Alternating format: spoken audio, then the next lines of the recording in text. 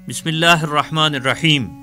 سامعین محترم، اسلام کی تعلیمات ساری کی ساری بہت ہی خوبصورت ہیں، لیکن اسلام کی بعض تعلیمات ایسی ہیں کہ جو اگر ہم اختیار نہ کریں، ان کو نہ اپنائیں، کو مد نظر نہ رکھیں تو ہماری زندگی، ہمارا معاشرہ الٹ پلٹ ہو کر رہ جائے اور اس کا سارا نظام تل پٹ ہو جائے، چوپٹ ہو جائے۔ جس بنیاد پر ریاست قائم کی جاتی ہے یا قائم کی گئی تھی مدینہ منورہ کی ریاست، اس بنیاد کو سمجھنے کی ضرورت ہے۔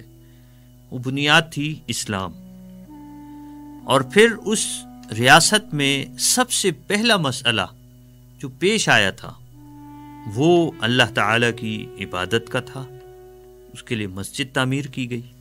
دوسرا مسئلہ جو پیش آیا وہ مسلمانوں کے درمیان ان کے تعلقات کو، ان کے باہمی امور کو ایک خاص نظم و ضبط میں لانا، یہ دوسرا مسئلہ تھا، کیونکہ ان میں وہ بھی تھے کہ جو پہلے سے مدینہ میں رہتے تھے اور وہ سیٹل تھے وہاں پہ، جن کو ہم انصار کہتے ہیں، اور وہ بھی تھے جنہوں نے اپنا گھر بار چھوڑا، ہجرت کی، مکہ مکرمہ سے مدینہ آ گئے۔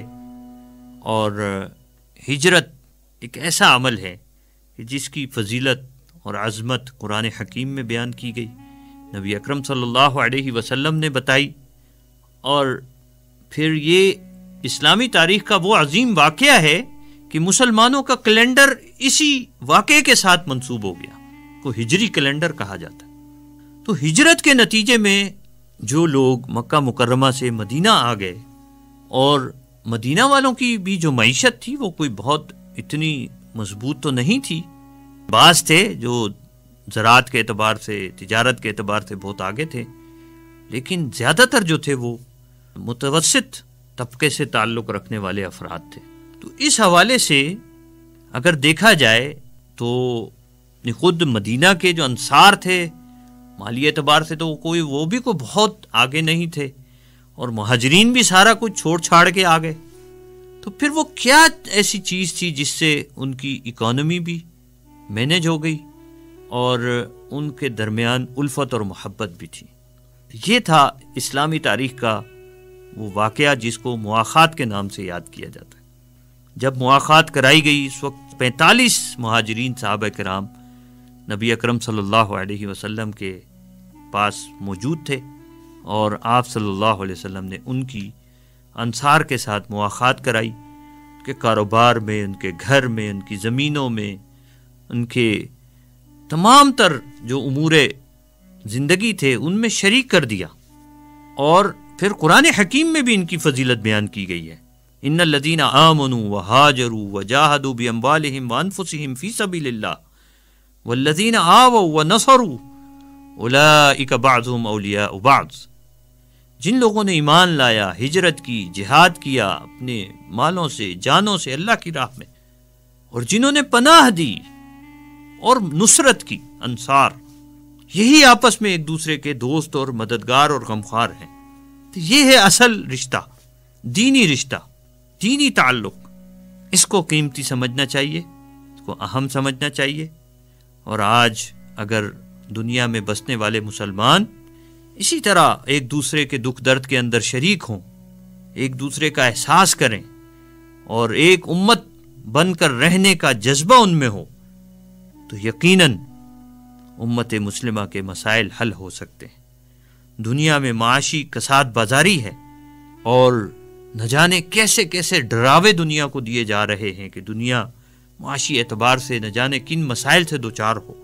قحط سالیوں کا خوف، خشک سالیوں کا خوف انسانیت پر مسلط کیا جا رہا ہے۔ ایسے حالات میں دنیا کے پاس اگر کوئی لاہ عمل ہو سکتا ہے تو مواخات کی صورت میں ہو سکتا ہے کہ مل بانٹ کر کھایا جائے، ایک دوسرے کے وسائل کے اندر ایک دوسرے کو شریک کیا جائے۔ حضرت سعد بن ربیع اور حضرت عبد الرحمن بن عوف رضی اللہ عنہما کی مواخات کرائی گئی تو مواخات جب کرائی جاتی ہے تو دونوں فریق جو ہیں وہ اپنے اپنے مقام اور حیثیت کو پہچانتے ہیں، اور کسی پر بوجھ بننے کی یہاں گنجائش نہیں ہے۔ حضرت عبد الرحمن بن عوف مہاجر تھے، چھوڑ چھاڑ کر آئے سب کچھ۔ انہوں نے کہا اپنے بھائی سے، حضرت سعد سے، کہ بھائی آپ ہمیں سرمایہ نہ دیں، آپ ہمیں کچھ بھی نہ دیں، بس ہمیں بازار کے گر سکھا دیں، بازار کا راستہ دکھا دیں۔ اور پھر حضرت عبد الرحمن بن عوف رضی اللہ تعالیٰ عنہ بنو قینقاع کے بازار میں گئے، تجارت شروع کی۔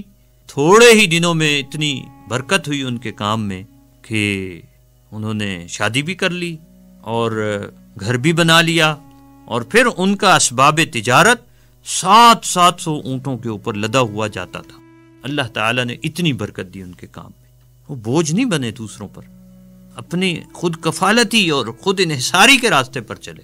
تو آج دنیا میں امت مسلمہ اور خاص طور پر پاکستان، یہی لاہ عمل ہونا چاہیے، یہی طریقہ کار اختیار کرنا چاہیے، آپس کے مسائل کو حل کرنے کا، معاشی مسائل کو حل کرنے کا، امت مسلمہ کے مسائل کو حل کرنے کا۔